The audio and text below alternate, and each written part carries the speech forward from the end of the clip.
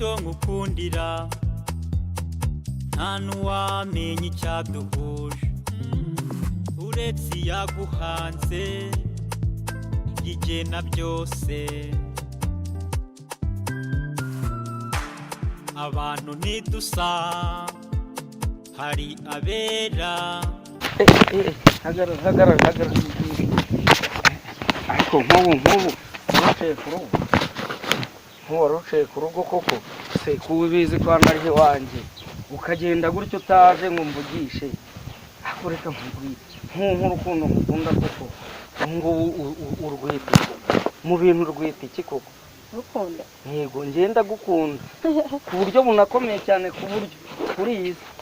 nta n'umuntu wabona ugukunda nk'uko ngukunda kugira ngo ubanze unabyumve neza yego uretse no kugukunda nta nubwo nzagukunda kandi uretse no kuzagukunda ubu uranze neza no kuzagukumbura wowe reka nkubwire ahubwo nyibagirwe kuko njyewe ntabwo njya n'umwanya wanjye ku busa kubw'impamvu ngiye kuvugaho najya nta umwanya ku busa ugiye kuzankunda ahubwo usigara unyinginga wewe ubwawe unyinginga wowe ubwawe kuko ugomba kunkunda bibe byiza ugomba kunkunda umva wibeshye wananibeshyaho rwose ahubwo ntuzongera ngombwa iki reka nkubwire reka nkwiminsi kugira ngo ubu wankunze kugira ngo umenye ko njyete mfite imbaraga ntabwo ibintu ngiye byagurira kuko ntabwo nyine nakwira n'umutekano uri mugufi uri mwiza wambara nabi nkihore bizo nkweto wambaye ubwo urabona nakigondera umukobwa nkanjye ariko reka nkubwire inkweto byo ntabwo zizo mfite mu rugo ibyo ntabwo wakirwa umva se hagarara nkubwire gatoya se basi byibuze umva hagarara umva ariko byihore icyo nzi cyo uzankunda wanyanga wagira uti icyo nzi cyo uzankunda kubw'amafaranga mfite uzankunda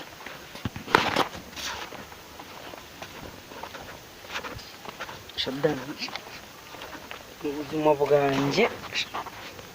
ni ubwa mbere rwose nasuzugura nkuriya mukobwa koko aho ndi burayihekije iki ariko wowe njyewe igisubizo ndagifite ntabwo nagira amafaranga angana ko nyafite ngo biriya byose binanira igisubizo ndagifite banga kubona umugeni akira njye nari umuntu rwose sinibaza ubusore bw'iki gihe ukuntu busigaye bwarigize bafite amafaranga ni mugufi ni mubi yambara nabi ubu ni se buriya amafaranga afite mu marike ngo nyaba yari ni bogari umuswa wigera ubuye koko halo bite sha none bimeze bite ariko ushaka uba udaheruka kumpamagara ngo ntambaze n'akazi biba bimeze bite wa mugenzi wawe mujya mukora niyo nabahaye akazi wamubona mfite akazi ikiraka gishyushye mwabanguka mwirukanka mukamungezaho mu minota itarenze 20 ubu none atuvugana uramubona mugenzi wawe muhamagara tumubwira muzane mwese nkibahanire hamwe sawa muzi uwo mu magiye kingana iki nanjye nahindi mu rugo nahindi kuri gate ariko naye ntarakinguza ubwo mubanguke ntarinje mbanze noneho mbaye ikiraka mwebwe mugikore byaba byiza mugikoze ntanagira no mu rugo kuko iyi sawa rero uzi icyo ngukundira nta n'uwamenya icyaduhuje uretse yaguhanze igena byose mwaje mbasanga hande tujya tuganirira hari ibintu nendimo uzi icyo ngukundira nta n'uwamenya icyaduhuje uretse yaguhanze igena byose mani niga dagaswi no munsi ni danje ubwo boss none yaduhamagaye sha no munsi aradukoma ifungo rya danje wa kintu dukore deal sha byihorera agashomere narindiho byihorere ahubwo ngenda mukura byihorere none umuntu tugomba kumukoma fresh akaduhera ifungo kuri wa kintu uzi ntuza narindiho goko bireke noneho ngiye nyiri byondo turi gushwana buri segonda byihorere none ngiye na nyiri nzu yenda kunsohora byihorere wa kintu ako boss ubwo agiye kuduhereza ibicwa natwe tugiye gusoza umuntu wa kintu urumva tumufiringe fast ahita duhereza ibicwa urumva dukomeze deal Pamela kantesha stress mwahageze nawe wahageze boss umva rero kirakana bahamagariye ni nayo mpamvu nabatumije wowe n'uyu nguyu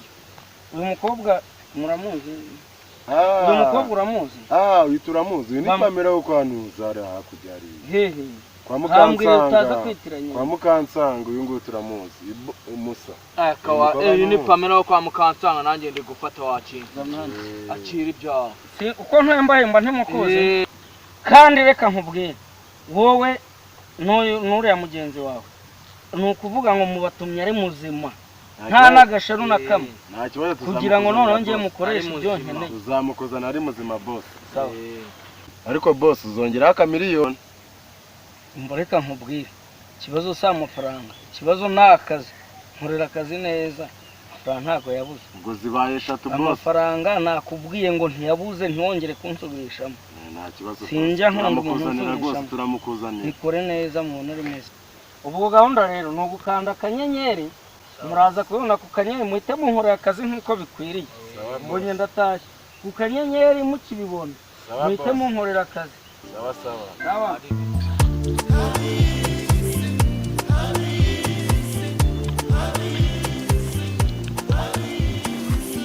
banga kubona umukene akira banga kubona ukwezi kuza gutinya isa kurinda amajya n'amaza none no mu bihe bidashira o Yesu mana ngarutse imbere yawe mana y'isi n'ijuru ngarutse imbere yawe mu gashyamba mana nakubwiye ko rwose nzagukorera nkagukorera igihe cyose mana mbabarira ndagusabye icyifuzo cyanjye icyifuzo gituma nza kuri uyu musozi icyifuzo gituma nzinduka amajoro icyifuzo gituma buri munsi mba mfite gahunda yo kuza hano mana uriya mukobwa Pamela twarakundanye ariko abangendaho ni benshi abampiga ni benshi abakiri bafite amamodoka abafite ibipangu bikaze muri Kigali mana ndakwinginze undindira umukobwa Pamela sheri wanjye rwose umurinde numpa kubona mbanye nawe nzagushima mana urakoze reka ejo tuzasubira n'ejo nzagaruka n'ejo bundi mana nzagaruka hano ariko undindire Pamela mu cyifuzo cyanjye cya mbere niwe wa mbere kizindi turi gupanga ubukwe bizagende neza ibyabariye abakire bose ndabiyamye